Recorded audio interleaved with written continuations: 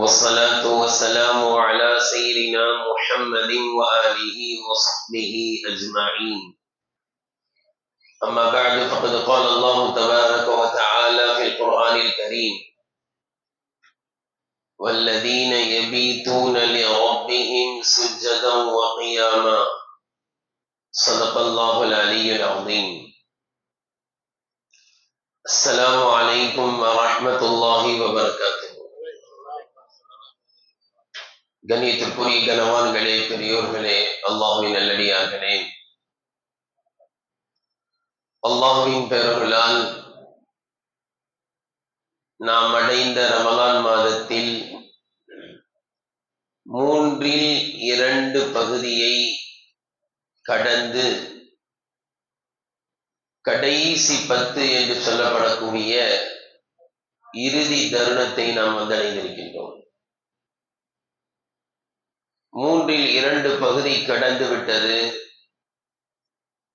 கடைசி 10 என்ற புனிதமான இரவுகளை நாம் முன்னோக்கி அமர்ந்திருக்கின்றோம்.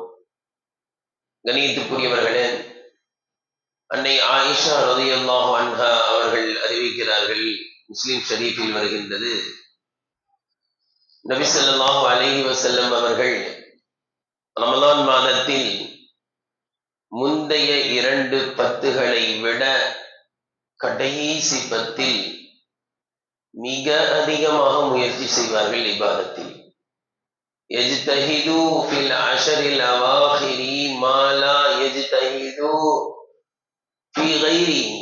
கடைசி 10 வந்துவிட்டால் யஜ்தஹிது, தன்னை சிரமத்தில் ஆழ்த்தி இபாதத்தில் மூழ்குவார்கள். எஜ்தஹிதுன்னு சொன்னா பெரும் முயற்சி எடுத்துக் கொள்வார்கள். முந்திய 2 இல்லாத சுறுசுறுப்பு இந்த கடைசி 10 நபி ஸல்லல்லாஹு அலைஹி வஸல்லம் பார்க்கலாம். எப்பவுமே சுறுசுறுப்புன்ற வார்த்தையை பயன்படுத்திட்டேன், தப்பு அது. அதாவது முந்திய 2 இல்லாத சுறுசுறுப்புன்னு நம்மள கவனிச்சுதான்.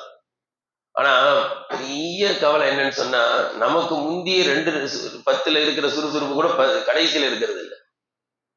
என்னன்னே தெரியல. பல பயான கேட்டாச்சு, பல ஹதீஸ பார்த்தாச்சு, என்ன சொன்னாலும் கடைசி 10 பலவீனமாகுது. ஆனா கடைசி 10 எப்படி ஆகணும்? பலமாக ஆக வேண்டும். கண்ணியத்திற்குரியவர்களே, ஹதீஸில் வருகின்றது, புகாரியில், இதா தகலல் அஷ்ரு ஷத்த மீஸரஹு, கடைசி 10 வந்து விட்டால் நபி ஸல்லல்லாஹு அலைஹி வஸல்லம் அவர்கள் தங்களுடைய கீழாடையை வரிந்து இறுக்கமாக கட்டிக்கொண்டு இபாதத்தில் இறங்கி விடுவார்கள். இப்படி நம்மள சில பேர் வேலை செய்ய சொன்னா கையை என்ன செய்வாங்க, இப்படி எடுத்து விட்டுக்குருவாங்க. தலப்பா கட்டி இருந்தாலும் அவுத்துட்டு திருப்பி என்ன செய்வாங்க, கட்டுவாங்க. அல்லது லுங்கி கட்டி தான் இருப்பாரு, இந்த பீரோவை கொஞ்சம் பிடிங்க தூக்கணும்னு என்ன செய்வாரு, திருப்பி லுங்கி அவுத்துட்டு இறுக்கமா கட்டிட்டு என்ன செய்வாங்க, அந்த வேலையில இறங்குவாங்க. இதெல்லாம் அந்த வேலையில் மும்முரமாக, ஒரே மூச்சாக, ஒரே கவனமாக இறங்குவதற்கு செய்கின்ற செயல்கள். அந்த வார்த்தைகளை பயன்படுத்தி அன்னை ஆயிஷா ரலியல்லாஹு அன்ஹா சொல்கிறார்கள், கடைசி 10 வந்து விட்டால் நபி ஸல்லல்லாஹு அலைஹி வஸல்லம் அவர்கள் வரிந்து கட்டி கொண்டு இபாதத்தில் இறங்கி விடுவார்கள். கண்ணியத்திற்குரியவர்களே, இன்னும் சொல்கிறார்கள், வஅஹ்யா லைலஹு, இரவை உயிரோட்டம் உள்ளதாக ஆக்குவார்கள். வஐகத அஹ்லஹு, குடும்பத்தார்களையும் தூங்க விட மாட்டார்கள், எழுப்பி விடுவார்கள். காரணம், ரமலானுடைய கடைசி 10. அந்த 10 தான் 1000 மாதத்தை விட சிறந்த இரவாகிய லைலத்துல் கத்ர் என்ற அற்புதமான ஆச்சரியமான ஒரு இரவு. அந்த ஓர் இரவு எப்படிப்பட்டது? 1000 மாதத்தை விட சிறந்தது. 1000 மாதத்தை விட சிறந்தது என்று கூறுகிறான். என்ன பொருள்? 1000 மாதம் அல்ல, 1000 மாதத்தை விட சிறந்தது. அது எவ்வளவு சிறந்தது அல்லாஹ்வுக்கு மட்டும்தான் தெரியும். அவ்வளவு சிறப்பிற்குரிய ஒரு இரவு. 1000 மாதத்தை விட சிறந்தது என்றால் அதனுடைய பொருள் என்ன? அதன் அர்த்தம் என்ன? 1000 மாதத்தை விட சிறந்ததுன்னு சொல்லிட்டு போயிட முடியுமா? அப்படின்னா என்ன அப்படின்னா, ஒரு மனிதன் 1000 மாதங்கள் அல்லாஹ்வை வணங்குவதிலேயே கழித்து விட்டார். அப்படி முடியுமா நம்மளால? நம்ம இருக்கிறது எத்தனை மாசம் சொல்ல முடியாது. 1000 மாதம் என்பது 82 வருடங்கள் 4 மாதங்கள். யாராவது 82 வருடம் தொடர்ந்து அமல் செய்ய முடியுமா? இருக்கிறது 50, 60, 40 இழுத்துக்கிட்டு இருக்கு. அப்ப 80 ஆண்டு தொடர்ச்சியாக அமல் செய்வது சாத்தியம் அல்ல நமக்கு. அப்படி ஒரு கால் ஒரு மனிதர் 80 ஆண்டு 82 ஆண்டுகள் வேற எந்த வேலையுமே செய்யல, தொடர்ந்து வணங்கிட்டு இருந்தார். தொடர்ந்து அல்லாஹ்வுக்கு பிடித்தமான காரியம் மட்டும்தான், பாவமே செய்யல. இந்த அடியார் அல்லாஹ்வை எவ்வளவு நெருக்கம் பெறுவார்? அந்த நெருக்கம் இந்த ஓரிரவில் கிடைக்கிறது. அப்படிப்பட்ட இரவுகளை தேடிதான் அல்லாஹ்வின் தூதர் ஸல்லல்லாஹு அலைஹி வஸல்லம் அவர்கள் தொடர்ச்சியாக ஒவ்வொரு ரமலான் மாதத்திலும் இஅ்திகாஃப் இருப்பார்கள். இன்னும் சொல்ல போனால் ஹதீஸில் வருகின்றது, இந்த ஓர் இரவை தேடி, இந்த ஒரு இரவை ஏன் தேடணும் அது கூட சொல்லணும். இந்த ஒரு இரவு எப்ப யாருக்காவது தெரியுமா? லைலத்துல் கத்ர் இரவு எப்ப? கடைசி 10 ரசூலை சொன்னதுனால தான் நமக்கு தெரியும். அதை சொல்றதுக்கு ரசூலை என்ன பண்ணாங்க தெரியுங்களா? அல்லாஹ் அக்பர். ஃபர்ஸ்ட் 10 இஅ்திகாஃப் பண்ணாங்க. கடைசி 10 இல்ல, ஃபர்ஸ்ட் 10 இஅ்திகாஃப் இருந்தாங்க. அதுல லைலத்துல் கத்ர் இரவு அல்லாஹ் காட்டல. சரி, 2வது 10 இருக்கலாம்னு இருந்தாங்க. 2வது 10 லைலத்துல் கத்ர் இல்லை என்பதை அல்லாஹ் அறிவிச்சு கொடுத்துட்டான். அப்ப அல்லாஹ் தஆலா என்ன செஞ்சான்? 2 10 இல்ல, 3வது 10 இருக்குன்னா. 3வது 10 உள்ள ஒற்றைப்படை இரவு ரொம்ப முக்கியமானதுன்னு சொன்னான். அவ்வளவுதான். ரசூலுல்லாஹி ஸல்லல்லாஹு அலைஹி வஸல்லம் நம் சார்பாக, நம்ம எல்லா சார்பாக என்ன செஞ்சாங்க? முந்திய 10 இஅ்திகாஃப் இருந்தாங்க, 2வது 10 இஅ்திகாஃப் இருந்தாங்க. அப்பெல்லாம் என்ன செய்யல? என் கூட இஅ்திகாஃப் இருக்க வாங்கன்னு ரசூலா கூப்பிடல.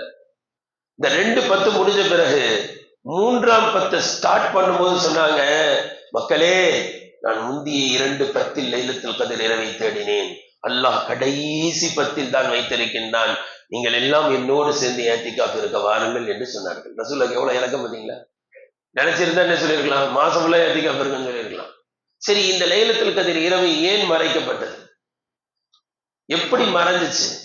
நாம் எல்லாம் பெற வேண்டிய மிகப்பெரிய படிப்பினை அல்லாஹ் வைத்திருக்கிறார். நபி ஸல்லல்லாஹு அலைஹி வஸல்லம் சொல்கிறார்கள், லைலத்துல் கத்ர் இரவு இந்த இரவில் தான் இருக்கிறது என்பதை நான் அறிவிப்பதற்காக வெளியில் வந்தேன். வீட்டை விட்டு வெளியில வந்து எல்லாத்தையும் சொல்லலான்னு வரேன். நான் பார்க்கிறேன் 2 முஸ்லிம்கள் சண்டையிட்டுக் கொண்டிருந்தார்கள். 2 பேர் சண்டை போடுறத பார்த்த, எது மறந்துருச்சு? மறைக்கப்பட்டது.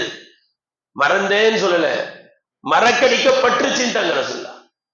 ஆனா சொல்லிட்டு ஒரு வார்த்தையை சொல்றாங்க, மறக்கடிக்கப்பட்டது கூட நன்மையாக இருக்கலாம்.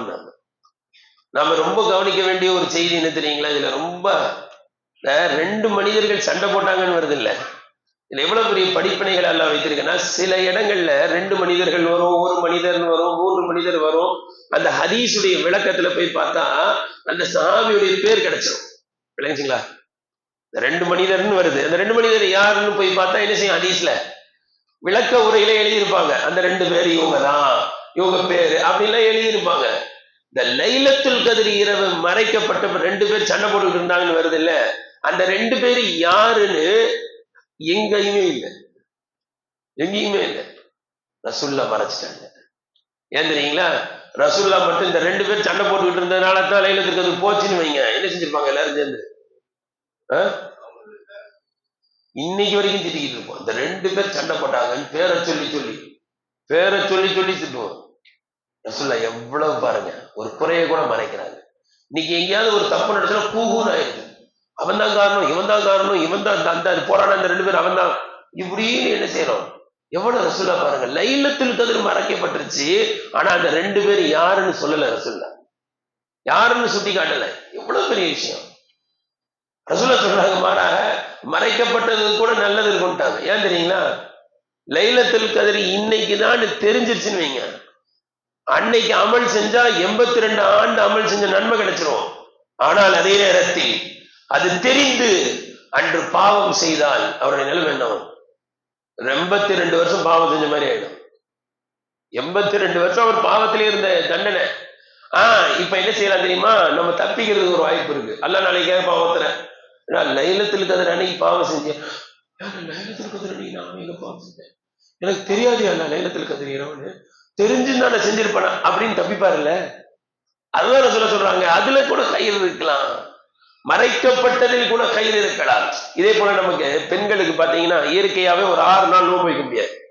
அவங்களாம் பாருங்க ரொம்ப கவலையா இருப்பாங்க. அல்லாவுடைய விதி அல்லவே சொல்லிட்டா நோன்பு வைக்க தேவையில்ல, அப்புறமா வச்சுக்கிறீங்க. அப்புறமா வச்சாலும் ரமலான்ல நோன்பு வச்ச நன்மை கிடைக்கும். சரி, அப்படிப்பட்ட ஒரு பெண் லைலத்துல் கத்ர் இரவு இன்னைக்குதான் கன்ஃபார்மா அல்லாஹ் சொல்லி அன்னைக்கு பார்த்தா ஒரு தொழுகை இல்லாம போயிருச்சுன்னு வைங்க, என்ன நடக்கும்? அவங்க என்ன நினைப்பாங்க? என்ன இருந்தாலும் லைலத்துல் கத்ர் போச்சே, எனக்கு அன்னைக்கு தொழ முடியாம போச்ச, அன்னைக்கு குர்ஆன் ஓத முடியாம போச்சு, இப்படி கவலைப்படுவாங்களா இல்லையா? என்னைக்கு லைலத்துல் கத்ர் தெரியல, அல்லாஹ் தஆலா நிம்மதியை கொடுத்தான். ஆனா அதற்காக வேண்டி ரசூலுல்லாஹ் அசால்ட்டா இருக்க சொல்லல. கடைசி 10 ஏதாவது ஒரு இரவில் அது நிச்சயமாக இருக்கும். அதை தேடி அடைய வேண்டும் என்று அல்லாஹ்வின் தூதர் ஸல்லல்லாஹு அலைஹி வஸல்லம் அவர்கள் இந்த உம்மத்தை தூண்டினார்கள். அதற்குரிய சிறப்புகளை பற்றி சொல்லும் பொழுது சொன்னாங்க, ரமலானுடைய கடைசி 10, அந்த கடைசி 10 யார் ஏத்திகாஃப் இருக்கிறார்களோ அவர்களுக்கு 2 ஹஜ்ஜுகள் 2 உம்ராக்கள் செய்த நன்மையை அல்லாஹ் கொடுக்கிறான். இங்கெல்லாம் ஒரு விஷயத்தை விளங்கணும். ஹஜ்ஜி செய்வது என்பது வேற, ஹஜ்ஜி செஞ்ச நன்மை கிடைக்கிறது என்றது வேற. ஷஹீத் என்பது வேற, ஷஹீதுடைய நன்மை கிடைக்கிறது என்றது வேற. உதாரணத்துக்கு ஒருத்தர் ஏதாவது விபத்துல மௌத்தாயிட்டாரு, என்ன சொல்லுவாங்க எல்லாரும்? ஷஹீதுங்க அப்படின்வாங்க. அது ஷஹீதுடைய அந்தஸ்து, உண்மையிலேயே ஷஹீது அது வேற. அதே போன்ற சொல்றாங்க, ஏத்திகாஃப் இருப்பது சாதாரணமான வணக்கம் அல்ல, மிகப்பெரிய உயர்தரமான வணக்கம். யார் 10 நாள் முழுசா ஏத்திகாஃப் இருந்தாங்களோ அவர்களுக்கு 2 ஹஜ்ஜு 2 உம்ராக்கள் செய்த நன்மை கிடைக்கிறது. ஹஜ்ஜினா சாதாரண விஷயமா? போயிட்டு வந்தவங்க கிட்ட கேட்டு பாருங்க, தெரியும். ஹஜ்ஜினா விளையாட்டு நினைச்சுக்கிட்டு இருக்காங்க, அப்புறம் பண்ணிக்கலாம் அப்புறம் பண்ணிக்கலாம் அப்புறம் பண்ணிக்கலாம். வயசானவங்க எல்லாம் படுற பாட பாருங்க. ரசூலுல்லாஹ் சொல்றாங்க, தஅஜ்ஜலு லில் ஹஜ், ஹஜ்ஜை விரைவாக செய்யுங்கள். நம்ம என்ன நினைச்சிருக்கோம்னா ஹஜ்ஜி இறுதியில செய்யற வணக்கம் நினைச்சுக்கிட்டு இருக்கோம். இல்ல, ஹஜ்ஜி என்பது இளமையிலேயே செய்கின்ற வணக்கம். அல்லாஹ் உங்களுக்கு காசை கொடுத்துருக்கானா, டிராவல்ஸ்ல போகணும் 10 லட்சம் செலவு பண்ண நினைக்காதீங்க. 4 லட்சம் இருந்தா ஹஜ்ஜி கடமை ஆயிரும். கவர்மெண்ட்ல 4 லட்சத்துல போயிட்டு வந்துடலாம், 3.5ல போயிட்டு வந்துடலன்னா அவ்வளவு வந்துருச்சுன்னா உடனே போயிட்டு வந்துடணும். ஹஜ்ஜி செய்வதற்கு மிக முக்கியமான உறுப்பு கால். கால் நல்லா இருக்கும்போது என்ன செஞ்சிடணும்? போயிட்டு வந்துடணும். அந்த 2 ஹஜ்ஜுடைய நன்மைய 2 உம்ராவுடைய நன்மைய ஏத்திகாஃபில் இருக்கிறது என்று சொல்கிறார்கள். ஏத்திகாஃப் என்பது ஒரு உயர்தரமான அமல். எந்த அளவிற்கு உயர்தரமான அமல் என்றால், அல்லாஹ்வின் தூதர் ஸல்லல்லாஹு அலைஹி வஸல்லம் அவர்கள் தனக்கு நபி பட்டம் கிடைப்பதற்கு முன்பாகவே, இன்னும் நபியாவல, அதற்கு முன்பிருந்தே தொடர்ந்து செய்த அமல் ஏத்திகாஃப். ஹிரா குகையில போய் என்ன செய்வாங்க? ஏத்திகாஃப் இருப்பாங்க, உட்காந்துருவாங்க. சாப்பாட்டுக்கு எப்பயாவது வருவாங்க, இல்லைன்னா யாரும் கொண்டு போவா? சாப்பாடு கொண்டு போய் ஹிரா குகையில போய் கொடுப்பாங்க. அப்படி இஅ்திகாஃப் இருக்கின்ற நிலையில் தான் முதலில் ஜிப்ரீல் அலைஹிஸ்ஸலாம் அவர்கள் வந்தார்கள். இந்த 10 நாட்களில் உள்ள ஒரு இரவு தான் அது. முதலில் ஜிப்ரீல் அலைஹிஸ்ஸலாம் வந்து நம்முடைய நபியை நபியாக ஆக்கி முதலில் இக்ரா ஓதுவீராக என்ற வசனம் இறங்கியதே அது ரமலானுடைய 10 கடைசி 10 இரவுகளில் ஒரு இரவு தான் அது. முதலில் குர்ஆன் இறங்கிய இரவு இதுதான். நபி ஸல்லல்லாஹு அலைஹி வஸல்லம் அவர்கள் ஏத்திகாஃப் இருந்த அந்த ஹிரா குகையில் முதலாவதாக அல்லாஹ் தஆலா அந்த ஏத்திகாஃப் இருந்த நிலையில் தான் நபி பட்டத்தை அல்லாஹ் கொடுத்தான், குர்ஆனை அல்லாஹ் கொடுத்தான். ஏன்? அந்த ஏத்திகாஃப் என்ற அமல், அந்த தியானம், அந்த ஓர்மை நபி என்ற அந்தஸ்திற்கு ஸல்லல்லாஹு அலைஹி வஸல்லம் அவர்களை கொண்டு சென்றது. எனவே கண்ணியத்திற்குரியவர்களே, அப்படிப்பட்ட இரவுகளில் ஏத்திகாஃப் இருக்கக்கூடியவர்கள் உண்மையில் மிகப்பெரிய பாக்கியம் பெற்றவர்கள். ஹதீஸில் வருகின்றது, ரமலானுடைய கடைசி 10 இல்லாம சாதாரணமாவே ஒருத்தர், நாமெல்லாம் ஏத்திகாஃப் எப்ப இருக்கிறோம்? கடைசி 10 தான் இருக்கிறோம். பொதுவாகவே கூட ஏத்திகாஃப் இருக்கலாம். ரசூலுல்லாஹ் சொல்றாங்க, பொதுவாக ஒரு மனிதர் ஒரே ஒரு நாள் அல்லாஹ்விற்காக என்று நியத், அதே ரொம்ப முக்கியமானது. என்ன நான் வருஷம் ஏத்திகாஃப் வந்துருவேன், இந்த ஊருக்கே தெரியும், அந்த மாதிரி எண்ணெல்லாம் இருக்கக்கூடாது. நம்ம பள்ளியில நான் 20 வருஷமா இருக்கிறேங்க, 30 வருஷமா நம்ம தான் இத்தனை பேர், இந்த 10-20 பேர்லாம் இப்ப வராங்க, நம்ம 20 வருஷமா இருந்துகிட்டு, அந்த மாதிரி எல்லாம் எண்ணெல்லாம் வந்துடக்கூடாது. அல்லாஹ்வுக்காக வேண்டி ஏத்திகாஃப்னா என்ன? உலகத்தையே விட்டுட்டு எனக்கு அல்லாஹ் மட்டும் போதுன்னு வர்றதுக்கு பேர் தான் ஏத்திகாஃப். அப்ப இதுல என்ன பெருமை வேண்டியிருக்கு? அல்லாஹ் கிடைச்சா போதும், அவன் எனக்கு கிடைச்சாதான் இங்கிருந்து போவேன். 10 நாள்ல நான் யாரை அடைந்து கொள்வேன்? அல்லாவை அடைந்து கொள்வேன், வேற எதுவுமே தேவையில்லை, மனைவி மக்கள் கடை வீடு வாசல் எதுவும் வேண்டாம் என்று எல்லாவற்றையும் ஒதுக்கி விட்டு வருவதற்கு பெயர் தான் ஏத்திகாஃப். இப்படி அல்லாவுக்காக வேண்டி ஒருத்தர் ஒரே ஒரு நாள் ஏத்திகாஃப் இருந்தா ஹதீஸ்ல வருது, வானத்திற்கும் பூமிக்கும் மத்தியில் எவ்வளவு இடைவெளியோ அவ்வளவு இடைவெளியை அவருக்கும் நரகத்திற்கும் மத்தியில் அல்லாஹ் ஏற்படுத்துகிறான். வானத்துக்கும் பூமிக்கும் மத்தியில எவ்வளவு இடைவெளி இருக்கு யாருக்காவது தெரியுமா? யாருக்காவது தெரியுமா? நம்ம பூமியில இருந்து சூரியன் எவ்வளவு தூரத்துல இருக்குன்னு கண்டுபிடிச்சிருக்கிறாங்க. நம்ம பூமியில இருந்து சந்திரன் எவ்வளவு தூரத்துல இருக்குன்னு கண்டுபிடிச்சிருக்கிறாங்க. நம்ம பூமியில இருந்து வானம் எவ்வளவு தூரத்துல இருக்குன்னு என்ன செய்யல, கண்டுபிடிக்கல. சில விஞ்ஞானி வானமே இல்லைன்றான், தெரியுமா உங்களுக்கு? ஏன்னா ஏன் இல்லைன்னு சொல்லிட்டாங்க தெரியுங்களா? இங்க இருந்து பார்க்கும் போது சந்திரன் எப்படி தெரியுதோ கொஞ்சம் அப்படியே போனா சந்திரன் பெருசா தெரியுதான் கண்ணுல. ஸ்டார் இங்க இருந்து பார்க்கும்போது சின்ன சின்னதா தெரியுது இல்ல, நல்ல மேல போயிட்டா அதே ஸ்டார் எப்படி தெரியுதான், பெருசா தெரியுது. வானம் மட்டும் இங்க இருந்து பார்த்தா எப்படி இருக்கும், அதே மாதிரிதான் இருக்கு. பார்த்தா அது ஒண்ணுமே இல்ல, சும்மா ப்ளூவா தெரியுதுன்னு சில பேர் சொல்றாங்க. சில விஞ்ஞானிகளுடைய தீர்வு அதுதான், வானம் ஒண்ணு இல்லைன்னு. ஆனா அல்லாஹ் சொல்றான், ஒண்ணு இல்ல ரெண்டு இல்ல 7 வானம் நான் படைச்சிருக்கேன்றான். நம்ம நம்பணும். விஞ்ஞானிகள் வானம் இல்லைன்னு சொன்னா கூட நம்ம நம்பி ஆகணும். அப்ப கண்டுபிடிக்க முடியாத அளவிற்கு வானம் பூமியை விட்டு வெகு தொலைவில் இருக்கிறது. எவ்வளவு தொலைவில் இருக்கிறது யாருக்கும் தெரியாது.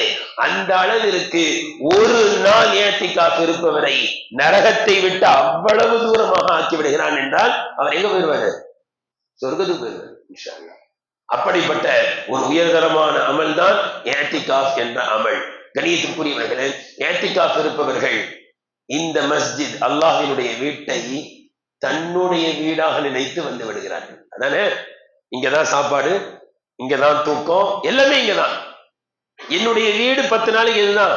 அல்லாஹ்வுடைய வீடு எதுவோ அதுதான் என்னுடைய வீடு. ஹதீஸ்ல வருது, மஸ்ஜிதை யார் தன்னுடைய வீடு ஆக்குவாங்க தெரியுமா? சாதாரண மக்களால் ஆக்க முடியாது. ரசூலுல்லாஹ் சொல்றாங்க, அல் மஸ்ஜிது பைத்து குல்லி தகியின், தக்வா உள்ளவர்களுடைய வீடு இது. பள்ளிவாசல் யார் தன்னோட வீடு ஆக்குவாங்கன்னா, யாருடைய உள்ளத்துல இறையச்சம் இருக்கிறதோ அவர்களை இதை வீடாக ஆக்கிக் கொள்வார்கள் அப்படின்னு சொல்லிட்டு ரசூலுல்லாஹ் சொல்றாங்க.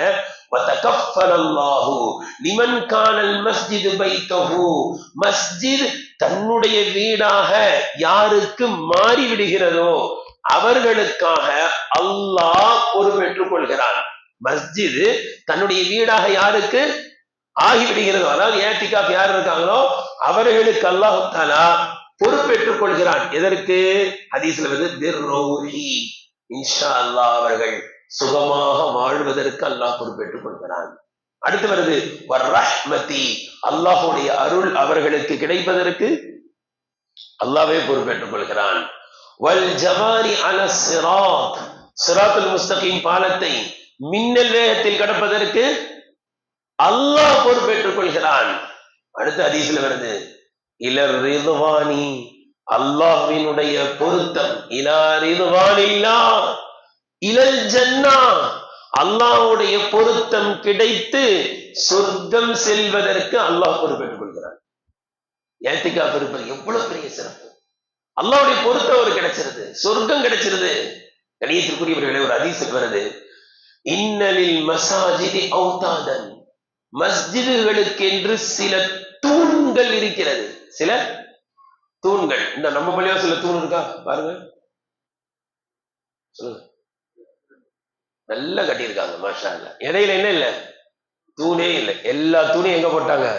சைடுல போட்டு செவராக்கி சூப்பரா அழகாக கட்டியிருக்காங்க நம்ம பள்ளிய, இல்லையா? சில பள்ளியில பாத்தீங்கன்னா என்ன செய்யும், இடையில இடையில தூண்லாம் இருக்கும், பயான் நினைச்ச முடியாது, பார்க்க முடியாது, தெரியாது, தூணே இல்லை. மஸ்ஜிதுகளுக்கு தூண்கள் இருக்கிறது ரசூலுல்லாஹ் சொல்றாங்க. அப்ப எந்த தூண்? இந்த தூணை சொல்லல. மனிதர்கள், சில மனிதர்கள் தூணை போன்று இருப்பார்கள். தூண் தான் என்ன செய்யும்? கட்டிடத்தை நிறுத்தும். அந்த மனிதர்கள் தூண் போன்று, தூண் என்ன செய்யாது? அசையாது, ஆடாது. தூண் ஆடினா அவ்வளவுதான், பில்டிங்கே க்ளோஸ். தூண்னா என்ன? அசையாம நிற்கும். நிற்கும் மட்டுமல்ல, நிறுத்தும். அப்படிப்பட்ட சில மனிதர்கள் இருப்பார்கள். அவர்கள் பள்ளிவாசலுடைய தூண்களாக இருப்பார்கள், பள்ளிவாசலே இருப்பாங்க. அவர்களை கொண்டு மஸ்ஜிதின் அமல்கள் சீராகும். அவர்கள் அவர்கள் நிற்பார்கள் என்பது மட்டுமல்ல, அவர்கள் நிறுத்துவார்கள். அவர்கள் சீராக இருப்பார்கள் என்பது மட்டுமல்ல, இங்கு வந்து ஏத்திக்காப் இருக்கக்கூடியவர்களை சீர்படுத்துவார்கள். இதான் தூண். அதுவும் நிற்கும், நிறுத்தும். இப்படிப்பட்ட சில மனிதர்கள் இருப்பார்கள். அவர்களோடு மலக்குமார்கள் அமர்ந்திருப்பார்கள். அந்த ஏத்திக்காப் இருக்கிற மக்கள் தூண் மாதிரி இருப்பாங்களாம். அவங்களோட யார் உட்கார்ந்திருப்பா? மலக்குமார்கள் உட்கார்ந்திருப்பாங்க. இன்னொரு சின்ன விஷயம் நினைவுக்கு வருகிறது, சொல்லிவிடுகின்றேன். லைலத்துல் கதிர் இரவன் சொல்றோம்ல, அந்த கதிருக்கு என்ன அர்த்தம்? கதிருக்கு என்ன அர்த்தம்? சும்மா சொல்லுங்க, நீங்களே சொல்லுங்க. கண்ணியம்னு அர்த்தம் ஃபர்ஸ்ட் சொல்லுவாங்க. விதி கரெக்டா நான் சொல்ல வரேன். மாஷா அல்லாஹ். கதிருக்கு என்ன அர்த்தம் இருக்கு? கண்ணியம். அப்ப லைலத்துல் கதிர்னா என்ன அர்த்தம்? கண்ணியமான இரவு. ஏங்க கண்ணியமான இரவுனா, இன்னா அன்சல்னா, கண்ணியமான குர்ஆன் இறங்குச்சு, அதனால கண்ணியமான இரவு. ரெண்டாவது ஒரு அர்த்தம் இருக்கு, கதிர்னா விதி. கலா கதிர்னுவாங்கல்ல, விதி என்ற அர்த்தமும் இருக்கு. ஏன் அப்படின்னா, மின் குல்லி அம்ரின் வருதா இல்ல இந்த சூறால? தனஸ்ஸலுல் மலாயிகத்து வர்ரூஹு ஃபீஹா பிஇذن ரப்பிஹிம் மின் குல்லி அம்ரின். குல் அம்ரன் அர்த்தம் ஒவ்வொரு கட்டளைகளை கொண்டு இறங்குகிறார்கள் மலக்குமார்கள். ஒவ்வொரு லைலத்துல் கதிர் இரவிலையும் சில ஆர்டர் அல்லாஹ் போடுறான். அடுத்த வருஷம் வரைக்கும் இதான் நடக்கும்னு அந்த ஆர்டர் தூக்கிக்கிட்டு வராங்க. மின் குல்லி அம்ர், எல்லா காரியங்களோடு மலக்குமார்கள் வருகிறார்கள். அப்ப கதிர்னா விதின்ற அர்த்தமும் இருக்கு. விதியின் இரவு அப்படின்னு அர்த்தம். அதே போல கதிருக்கு இன்னொரு அர்த்தம் இருக்கு. என்ன அர்த்தம்? நெருக்கடின்ற அர்த்தமும் இருக்கு. என்ன அர்த்தம் இருக்கு? நெருக்கடி. உட்கார்றது கூட இடம் இல்லைன்னு சொல்லுவோம்ல, அதுக்கு பேர் தான் கதிர். கதிர்னா நெருக்கடி. அது என்ன நெருக்கடியான இரவுன்னு ஏன் லைலத்துல் கதிர் இரவுக்கு பேர் வந்துச்சு? ஆமா, 27 அன்னைக்கு பள்ளிவாசல் பயங்கரமா 27 அன்னைக்கு தான் லைலத்துல் கதிர்னு யாரு சொன்னா? ஒற்றைப்படை இரவுகள்ல எதுவானாலும் லைலத்துல் கதிர் இருக்கலாம். அப்ப அந்த லைலத்துல் கதிர் இரவுக்கு நெருக்கடின்னு ஏன் பேர் வந்துச்சுன்னா, தனஸ்ஸலுல் மலாயிகத்து, டோட்டலா வானவர்கள் வானத்தை காலி பண்ணிடுறாங்க. வானவர்கள் யாரும் லைலத்துல் கதிர் அன்னைக்கு எங்க இருக்க மாட்டாங்க? சொல்லுங்க, வானத்துல இருக்க. தனஸ்ஸலுல் மலாயிகா, மலாயிகானா என்ன அர்த்தம்? எல்லா மலக்குமார்களும். வர்ரூஹு, ரூஹுனா ஜிப்ரீல் அலைஹிஸ்ஸலாத்துக்கு ரூஹு. ஜிப்ரீல் அலைஹிஸ்ஸலாம் தலைமையில எல்லா மலக்குமார்களும் எங்க வந்துருவாங்க? பூமிக்கு வந்துருவாங்க. எதுக்கு வராங்க பூமிக்கு? லைலத்துல் கதிர் இரவு அடையிறதுக்கு. காரணம் என்ன தெரியுங்களா? லைலத்துல் கதிர் இரவு வானத்தில் இல்லை. வானத்துல இரவு இருக்கா? பூமியில மட்டும்தான் பகல் இரவு மாறி மாறி வரும். வானத்துல எல்லாம் இல்ல, பகல் இரவெல்லாம் கிடையாது, ஒரே மாதிரி இருக்கும். அப்ப லைலத்துல் கதிர் இரவு அடையணும்னா வானத்தில் உள்ள மாணவர்கள் வானத்திலே உட்கார்ந்துகிட்டு இருந்தா எதை அடைய முடியாது? லைலத்துல் கதிர் இரவு அடைய முடியாது. உதாரணத்துக்கு பாருங்க, ஒருத்தர் ஹஜ்ஜி செய்யணும். என்ன செய்யணும்?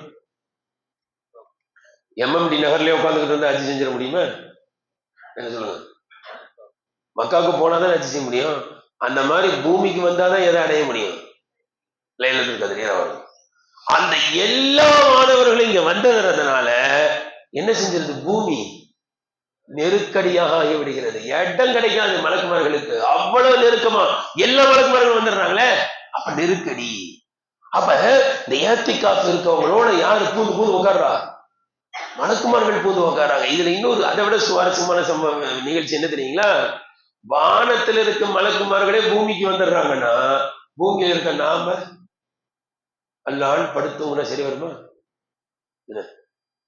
வானத்தில் இருக்கிற மலக்குமார்களே வானத்துல இல்ல, பூமிக்கு வந்தாச்சு. அப்ப பூமியில இருக்கிற நாம எவ்வளவு சுறுசுறுப்பா இருக்கணும்? அதை விட ரொம்ப ஆச்சரியமான செய்தி என்ன தெரியுங்களா? வானத்துல இருக்கிற மலக்குமார்கள் லைலத்துல் கதிர் இரவு அடையணும்னு பூமிக்கு வராங்க. சரி, பூமிக்கு வந்து என்ன அமல் செய்யறாங்க? அவங்க என்ன அமல் செய்யறாங்க? ஹதீஸ்ல வருது, அவங்களுக்கு அல்லாஹ் என்ன டியூட்டி கொடுத்தா தெரியுங்களா? பூமிக்கு போங்க, லைலத்துல் கதிர் இரவு அடைய பூமிக்கு போங்க. பிஇذن ரப்பிஹிம், ரப்புடைய கட்டளை. பிஇذن ரப்பிஹிம், ஒருத்தரிங்க இருக்க கூடாது, எல்லாம் கிளம்புங்க. அல்லாஹ் கிளப்பி அனுப்புறான். ஏன் அனுப்புறான் தெரியுங்களா?